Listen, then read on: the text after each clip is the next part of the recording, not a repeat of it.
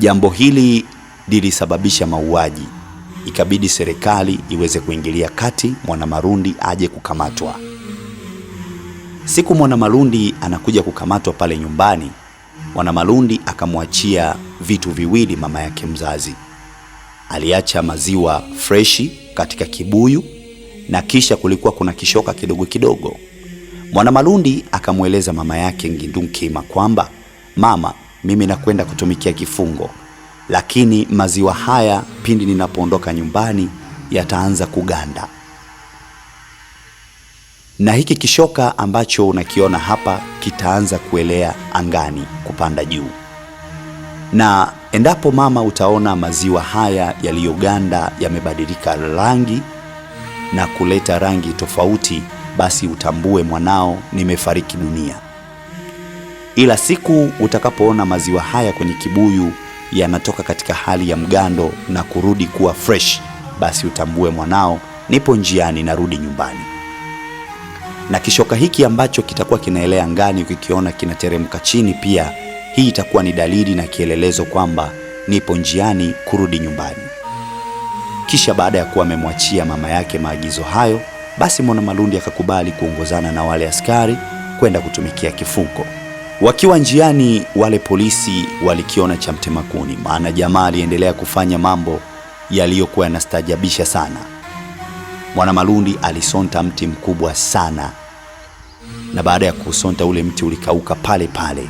Wale polisi wakawa kimya, lakini jamaa akawa yuko tayari kwenda kutumikia kifungo. Hakutaka kugombana na serikali na sheria pia. Mwanamalundi akapelekwa gereza la Tabora. Pale Tabora alikaa kwa muda mfupi tu, lakini mauzauza aliyokuwa anayafanya pale gerezani ikabidi huyu mwamba ahamishiwe Zanzibar. Basi akawekwa katika gereza kule, lakini cha ajabu, ilipofika mida fulani, huyu bwana alikuwa na uwezo wa kutoka gerezani, na alipofika kwenye bahari alitupa hirizi ya kichawi katika bahari, na bahari ilikatika katikati, misili ya Nabii Musa, jinsi alivyokwenda kuwakomboa wana Israeli katika mikono ya Firauni. Basi bahari na katika katikati hapo kunatokea njia ambayo Mwanamalundi anapita, anaenda zake kulewa, na akitoka kulewa anapita tena kwenye hiyo njia, anarejea gerezani kuendelea kutumikia kifungo. Kutokana na mambo yake ya ajabu aliyokuwa akiendelea kuyafanya kule gerezani, ikabidi mwamba huyu aweze kuachiwa huru. Basi siku anarudi nyumbani, mama yake Mwanamalundi akaanza kuona maziwa katika kile kibuyu alichokuwa amekiacha yanarejea katika hali ya kuwa freshi, na kile kishoka kinaanza kuteremka chini. Basi mama yake na Mwanamalundi akatambua kwamba kijana wake yupo njiani kurejea nyumbani. Ile Mwanamalundi anafika ndani kupiga hodi, yale maziwa yakawa freshi, utazani yametoka kukamuliwa kwenye ng'ombe, au utazani yametoka kununuliwa dukani. Lakini pia kile kishoka kikaanguka chini, na mama akampokea mwanae kwa bashasha nyingi sana na kwa furaha tele. Mwanamalundi alikuwa na mambo mengi sana, kiasi kwamba unaweza ukaelezea kuanzia asubuhi mpaka jioni. Mwanamalundi siku moja akiwa zake porini amekwenda kutafuta dawa, basi akatokea mtemi Chalia, ambaye yule mtemi alikuwa na jamaa zake na wao wako kule porini. Basi mtemi Chalia akampiga mkwara Mwanamalundi, akamweleza, wewe unafanya nini katika pori?